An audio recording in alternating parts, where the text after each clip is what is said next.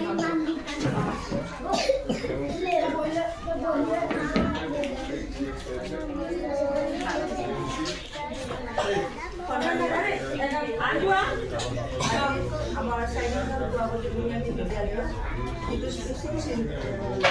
কেন্দ্ৰ আছে তাত উপস্থিত হোৱা সকলো ছাত্ৰ ছাত্ৰী বিভিন্ন বিদ্যালয়ৰ পৰা অহা বাইদেউসকল আৰু স্বাস্থ্য শিবিৰৰ কাৰণে মেডিকেল টিমৰ পৰা অহা মেডিকেলৰ পৰা অহা বিভিন্ন বিদ্যালয়সকল সকলোকে মই আমাৰ বিদ্যালয়লৈ প্ৰথমতে মই স্বাগতম জনাইছোঁ।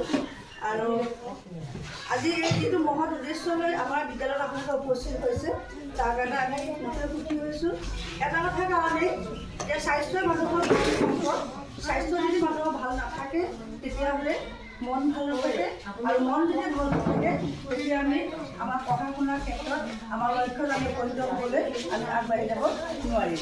গতিকে আৰু আমাৰ এই স্পেচিয়েল যিটো চেণ্টাৰ এই স্পেচিয়েল চেণ্টাৰ যিখিনি ছাত্ৰ ছাত্ৰী বৰ্তমান আছে এই ছাত্ৰ ছাত্ৰীসকলক মাক দেউতাকে আহি তেখেতসকলৰ ওচৰত বাইদেউসকলৰ ওচৰত নিজে আহি এডমিশ্যন দি থৈ যোৱা ষ্টুডেণ্ট নহয়।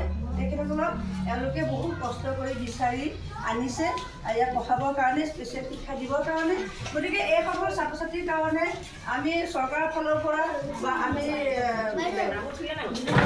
বিষয়ববীয়াসকলে সকলোৱে চেষ্টা কৰিব লাগিব যে এইখিনি ছাত্ৰ ছাত্ৰী যাতে পঢ়া শুনাৰ পৰা বঞ্চিত নহয় ভালকৈ তেওঁলোকে আগবাঢ়ি যাব পাৰে। যিটো পঢ়াৰ যিটো মূল্য সেইটো যাতে বুজিব পাৰে তাৰ কাৰণে আমি আগবঢ়াই লৈ যাব লাগিব। আৰু তাৰ কাৰণে আমাক স্বাস্থ্যটো সুস্থ হ'বই লাগিব। স্বাস্থ্য সুস্থ হ'বৰ কাৰণে চৰকাৰৰ ফালৰ পৰা স্বাস্থ্য কৰ্মীসকলে বিভিন্ন বিষয়সমূহৰ নাম লোৱা নাই সকলোকে মই খুব মানে প্ৰশংসাৰে মই এটা কথাই বিচাৰিছোঁ মানে কেলৈ এনেকুৱা এটা কেন্দ্ৰত আপোনালোকৰ যিটো সেৱা আপোনালোকে আগবঢ়াবলৈ আহিছে তাৰ মানে সঁচাকৈ প্ৰশংসনীয় পদক্ষেপ দিছোঁ। গতিকে আপোনালোকলৈ মই পুনৰবাৰ অভিনন্দন জ্ঞাপন কৰিছোঁ, স্বাগতম জনাইছোঁ। আৰু এই স্বাস্থ্য শিবিৰ আজি মুকলি কৰিবৰ কাৰণে মই আপোনালোকক আমন্ত্ৰণ জনাইছোঁ। গতিকে আৰু বিশেষ নকওঁ বক্তব্য সামৰণি মাৰিলোঁ। কথা কৈ থাকিলেতো আচলতে দেৰি হৈ যাব, আমাৰ কামৰো হেৰি আছে।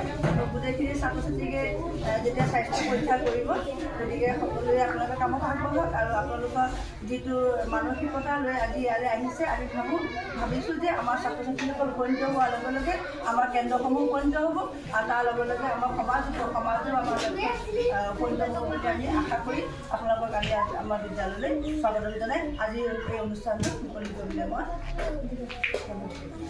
আপোনালোকক আগ্ৰহ জনাইছোঁ। ধন্যবাদ।